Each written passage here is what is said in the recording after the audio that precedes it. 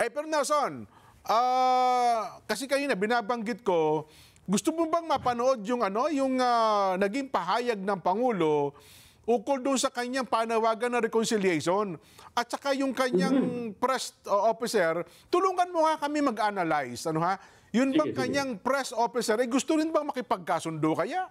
O sige nga po. Simulan natin Nelson Ano ba naging pahayag ng Pangulo? Kasi ang tanong sa kanya, kayo po ba sa puso ninyo, gusto niyo bang makipagkasundo sa mga Duterte? Tukoy ang tanong Ang tinatanong ang Pangulo, nasa puso niyo po ba? Gusto niyo po ba makipagkasundo sa mga Duterte? Makipagkasundo pa sa mga Duterte? Ano sagot ng Pangulo? Sige nga. Pangulo?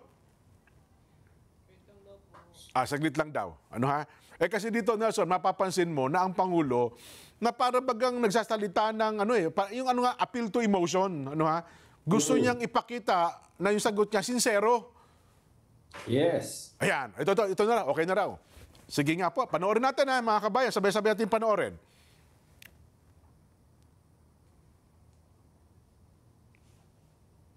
Ito na po. Ito na talaga. Anyari? Ayoko ng gulo. Gusto ko makasundo sa lahat ng tao. Mas maganda, marami na akong kaaway. Hindi ko kailangan ng kaaway. Kailangan ko kaibigan. Hanggat maaari, ako, ang habol ko ay yung stability, peaceful, para magawa namin yung trabaho namin. Kaya ako, laging akong bukas sa ganyan. I'm always open to any approach na, alika, magtulungan tayo. Diba? Kahit hindi tayo magkasundo sa polisiya, hindi tayo magkasundo. Gawin nyo yung trabaho pag na tayong nanggugulo. Wag na natin, tanggalin natin yung gulo. Tandaan po natin, hindi po magpapahawak sa liig at hindi po magpapadikta ang Pangulo sa mali. Hindi po tatalikuran at babaliktarin.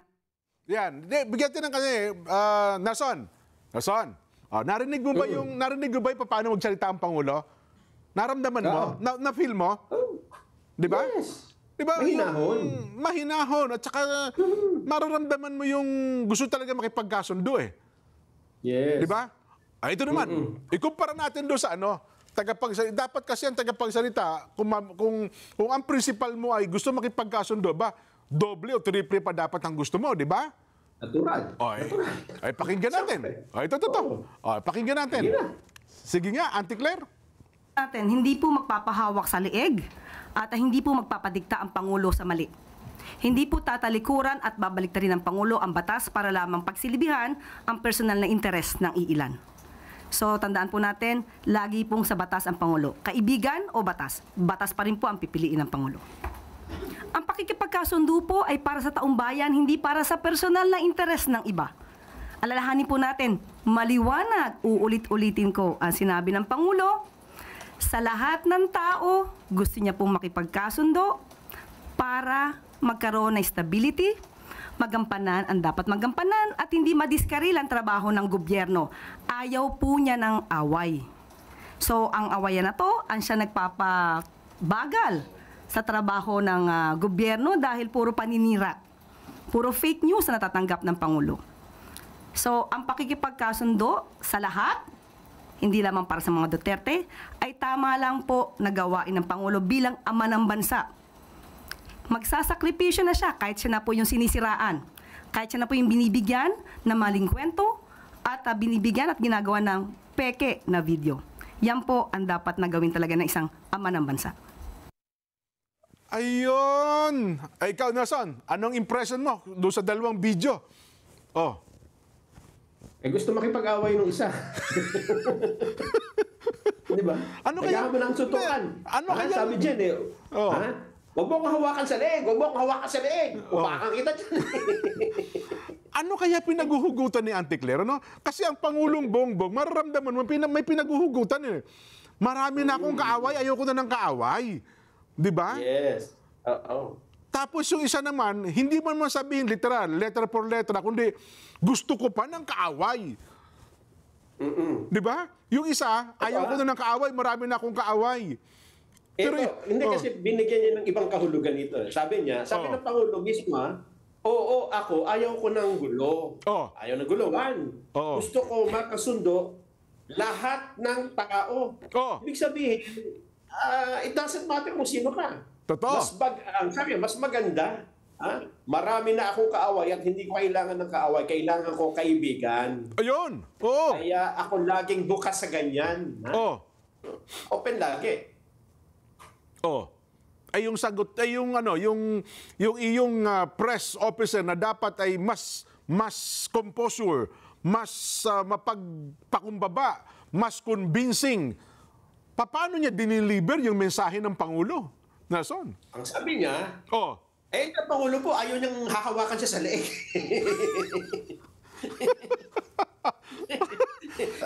Pwedeng, mahal na Pangulo, hawak naman ang leeg mo. Di ba? Parang ganun. Sabi mo, basta hawakan mo. Wala nang problema, hawakan lang naman.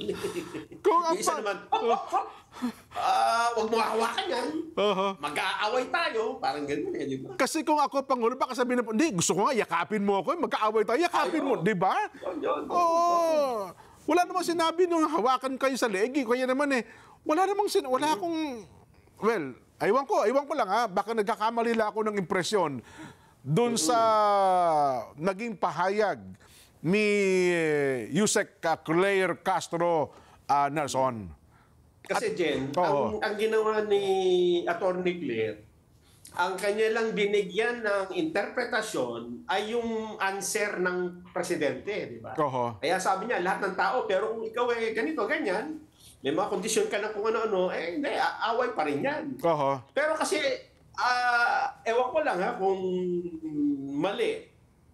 Kasi nandun sa tanong dapat yung tanong ang tingnan mo. Ano ba ang tanong nung nagtatanong dyan? Di ba? Kung ikaw ba bukas pa sa pakikipagkasundo sa mga Duterte, ano yan, di ba? Yung parang nakakahon yung tanong Sabi hindi niya kung kani-kaninong tao. Sabi ng Pangulo, yun ang sinasagot niya. Hindi ba? Kung ano man yung hindi pagkakaintindihan ng dalawa, dating ng Pangulong Bongbong at dating Pangulong Duterte, yun yung pinag-uusapan doon. Hindi kung sino-sinong tao, hindi ba? Tama. Ang naging premise din ata doon, Nelson, doon sa isang tanong kasi, parang ginamit nila salita ni Senador Bato at saka ni Senador Bongo na mayroon atang mga kondisyones. Kondisyon. Doon sila doon pinagmula. Pero kung ako sa kanya, nag-concentrate ako sa statement ng Pangulo. Tama. Bilang tagapagsalita. Bagamat sinasabi, hindi ako tagapagsalita ng Pangulo, etc. Pero ang principal mo, ang Pangulo, kung meron man na mga kondisyon, halimbawa yung mga nakapalibot sa Pangulong Duterte, Bongo, Bato de la Rosa, at kung sino-sino man. Pero ang principal mo, ang Pangulo, di ba? Sana ako sinabi, hindi ko, baka naman yan ay kondisyon lang ng mga taong hindi naman mismo ang Pangulong Duterte. Kasi wala naman tayo narinig na kondisyon di ba? Sa pamilya Duterte. Ba't sila magbibigay ng kondisyon kung pag-abot naman ng pakikipagkasundo ng Pangulo? Kasi ang premise dito ang tanong sa pamilya Duterte. Hindi naman sa mga tao nakapalibot sa dating Pangulong Rodrigo Duterte. Di ba? Kung doon sa...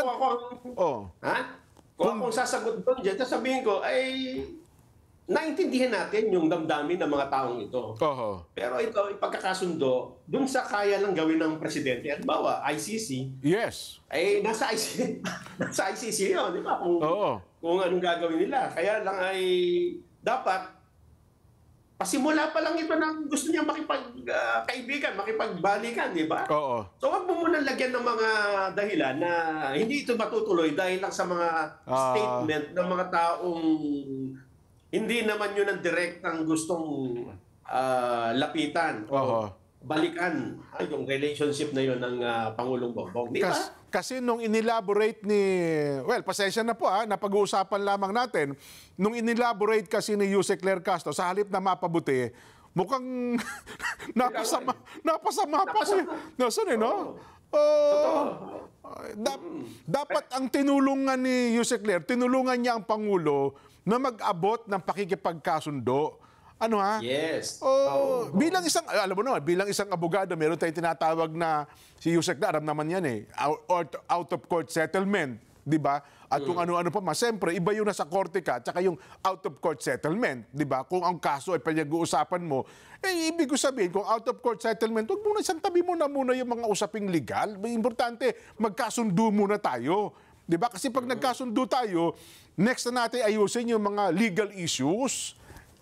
Alam naman. At ka dyan, ito idadagdag ko lang. Hindi naman gagawin. At tingnan mo, dapat ina-analyze niya na, una, hindi gagawin ng presidente na after election, midterm elections, bigla siyang haharap sa isang vlog, podcast, o kung ano man tawag dyan, at sasabihin niya ang mga statement na ito, hindi ba? Nang biglaan na lang, na hindi nila inisip, o hindi na, hindi ba? Kapag ikaw presidente, titignan, nakita ko nga yan eh, buhok, kulay ng damit, kulay ng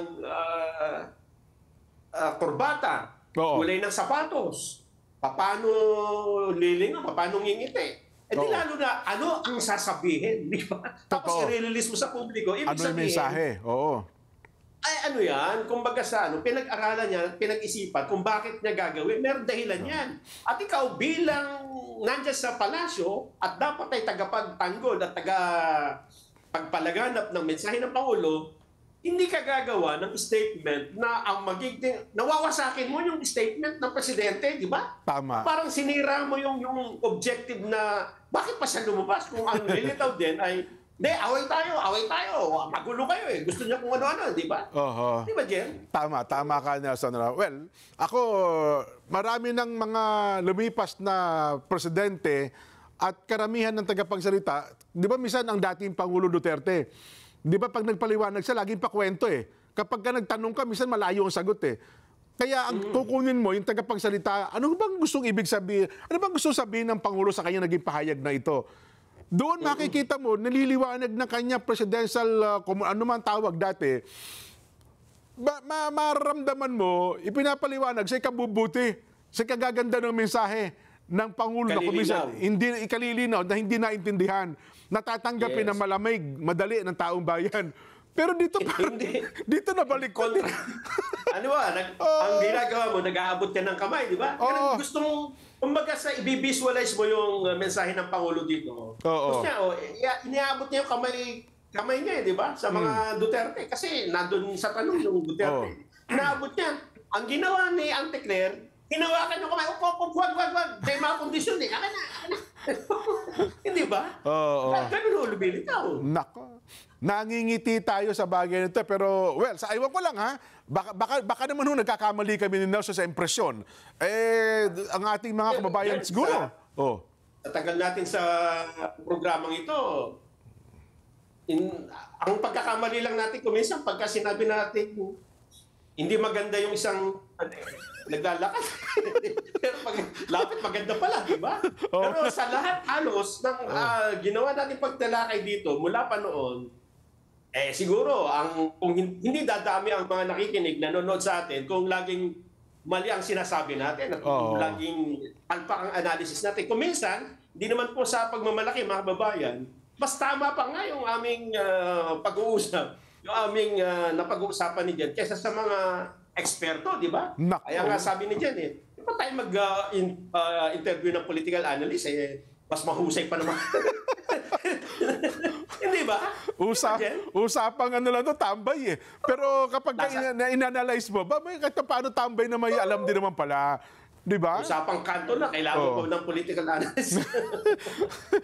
kasi minsan yung street mark, Nelson, yung practicalidad at saka yung ay nako. Anyway, basa tayo ng mga reaksyon. Ang pangako ko